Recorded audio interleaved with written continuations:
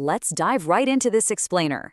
We're putting PennyMac Mortgage Investment Trust, ticker symbol PMT, through the absolute ultimate valuation gauntlet. As an analyst, I just love taking a complex company like this and running it through the battle-tested frameworks of legendary investors. We're talking Warren Buffett, Peter Lynch, Benjamin Graham, plus some hardcore quantitative models. So let's find out exactly what these financial titans would think of PMT today. Here's our roadmap for the gauntlet. We'll kick things off with a quick company snapshot, then apply the lenses of Buffett, Lynch, and Graham, run through our quantitative models, and finally, bring it all together for a final verdict. All right, Section 1, Company Snapshot, introducing PMT. Let's get our baseline. Pulling straight from their latest 10Q filing, PennyMac Mortgage Investment Trust is a specialty finance company heavily invested in residential mortgage-related assets. Now, the stock is currently sitting at $10.34, but the really interesting part is that the book value per share is $14.98. That means the stock is trading way, way below the actual value of its net assets, kind of like buying a dollar for 70 cents. For our modeling today, we're going to annualize their Q1 earnings per share of 16 cents to get 64 cents. Oh, and they pay out a really massive quarterly dividend of 40 cents. So, what's the market thinking? It's a classic tug of war. On one side, the bulls are hyped about a solid 12% growth in conventional volume, pushing up to $2.74 billion, and a pretty robust projected run rate return on equity, or ROE, of 9.9%. But on the flip side, the bears are quick to point out that book value has actually been shrinking lately. Plus, their mortgage servicing capabilities slightly dipped from $224.6 billion to $221.6 billion. Basically, it's a battle between a super high yield and some underlying structural cracks. Moving right along to Section 2, the Warren Buffett lens. Let's see if the Oracle of Omaha would take a bite. Here is the ultimate question for our first trial. Would Warren Buffett actually buy a complex, highly leveraged mortgage REIT like PMT? Well, we know Buffett looks for a few very specific things, right?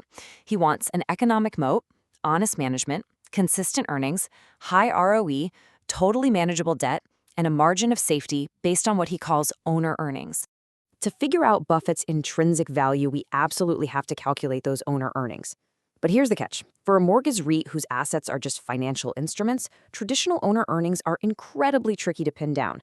So we've got to make an analyst's assumption here and use their highly volatile operating cash flows, or net investment income, as a proxy.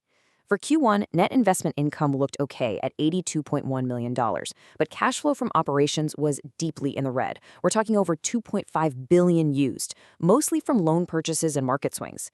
Honestly, that lack of predictability, that's our first major red flag for Buffett. And it really goes downhill from there, because PMT fails almost every single one of Buffett's qualitative tests. Economic moat? Non-existent. The mortgage sector is fiercely competitive and totally commoditized. Earnings consistency? Extremely volatile. I mean, they made 16 cents a share this quarter, but lost a penny a share this exact time last year. And while that 9.9% ROE isn't terrible, the absolute deal breaker for Buffett is the debt. PMT's total leverage has spiked to 7.8 times. Buffett literally despises high debt, especially in the financial sector where a sudden liquidity crunch can just be fatal overnight. So, with the complex management structure, zero moat, and massive leverage, Buffett's buy price, factoring in his strict margin of safety, would simply be $0. He wouldn't even touch this. It goes straight into his famous too hard pile. Let's pivot to Section 3, the Peter Lynch lens. We're looking for growth at a reasonable price. Now, Peter Lynch famously uses the PEG ratio to strike that perfect balance between value and growth. Essentially, he wants to find companies where the price-to-earnings ratio is lower than the actual growth rate, which means you'd want a PEG ratio of less than 1.0. So, how does PMT stack up? First off, Lynch would definitely categorize this as an asset play. That's a company sitting on a pile of assets that Wall Street has somehow overlooked. Here, it's that $14.98 book value versus a stock price of just $10.34. Using our annualized EPS assumption of 64 cents, the PE ratio sits at 16.1. Now, if we take that bull case volume growth rate of 12%, we land on a PEG ratio of 1.34. That is just a bit too rich for Lynch's blood. Plus, Lynch always scrutinizes the balance sheet. And just like Buffett, that 7.8 times leverage ratio is a glaring red flag. Because of all that, Lynch's verdict would definitely be a hold. I mean, he'd totally appreciate the huge discount to book value. It's a very tempting asset play, but he'd steer clear of a pure buy rating just because of that heavy debt burden and the PEG ratio being a little too high. Next up in the gauntlet is Section 4, the Benjamin Graham lens. Time for some pure, quantitative value investing. Graham is notoriously much more forgiving of a rough underlying business as long as the price is right. Running PMT through his defensive investor checklist, we get a real mixed bag. Adequate size? Yep, massive scale. Strong financial condition? Nope, leverage is way too high. Are earnings stable? Definitely not. Good dividend record? Yes, that 40-cent quarterly dividend is fantastic. And finally, is the price to book moderate? Yes, at 0.69, it is comfortably under Graham's maximum threshold of 1.5. PMT clearly has the adequate asset size Graham demands. They boast total assets of over $22.5 billion. For Graham, sheer size equates to staying power, so that checks a major box for his defensive strategy. Okay, let's do the math on Graham's famous intrinsic value formula. It's the square root of 22.5 times the earnings per share times the book value per share. Using our 64-cent annualized EPS assumption and the stated book value of $14.98, we multiply 22.5 by 0.64 by $14.98 and then take the square root. That spits out a Graham intrinsic value of exactly $14.68. With the stock currently sitting at $10.34, Graham's formula suggests a really massive 29.5% margin of safety. So if Graham could just stomach the leverage, this is absolutely a price he'd buy at. Moving on to Section 5, DCF and other models. Let's step into the lab and run some hardcore quantitative valuation. So we've built out a discounted cash flow sensitivity table. Since real free cash flow is super tricky to isolate for a REIT, we made an analyst assumption to use an adjusted proxy free cash flow of $152 per share, which is based on historical averages. If we assume a weighted average cost of capital, or WACC, of 10%, just to account for all those high leverage risks, and a terminal perpetual growth rate of 2%, our base case DCF fair value lands right around $15 a share. But even if we look at a more pessimistic range, say a 12% discount rate and only 1% growth, the value still holds up at $11.25. That's still higher than what it's trading for today. Let's layer on two more valuation models. Since PMT is such a major dividend payer, the dividend discount model, or DDM, is super relevant here.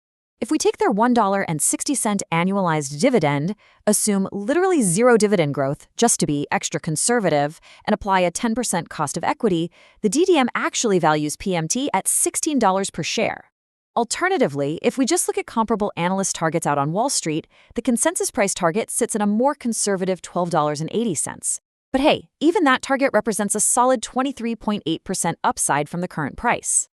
Finally, Section 6, Synthesize and Final Verdict. Let's bring all these threads together.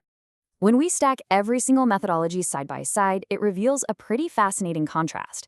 The math-heavy models, Graham's formula, the DCF, the DDM, and the Wall Street comps, they are all screaming that PMT is significantly undervalued. They point to a fair value somewhere between $12.80 and $16. But on the flip side, the qualitative gurus who obsess over business quality and risk management, Buffett and Lynch, are flashing massive warning signs about structural risks, specifically the volatile earnings and that towering 7.8 times leverage ratio. So what's the crucial takeaway from all this synthesis? Our final verdict has to be a hold. The mathematical discount to their assets is totally real, and man, that dividend yield is incredibly tempting. But you are getting paid that yield to take on some very real risk. The massive debt load, the extreme sensitivity to interest rates, and just the totally unpredictable nature of mortgage servicing rights makes this way too risky to throw a blanket buy recommendation on for the average portfolio. Proceed with caution. As we wrap up this explainer, I want you to take a hard look at your own holdings. Are you out there chasing the pure math and those deep asset discounts like Benjamin Graham?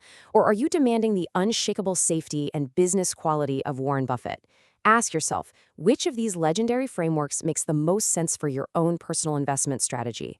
Thanks so much for joining me on this valuation gauntlet. Keep learning, keep analyzing, and I'll catch you in the next one.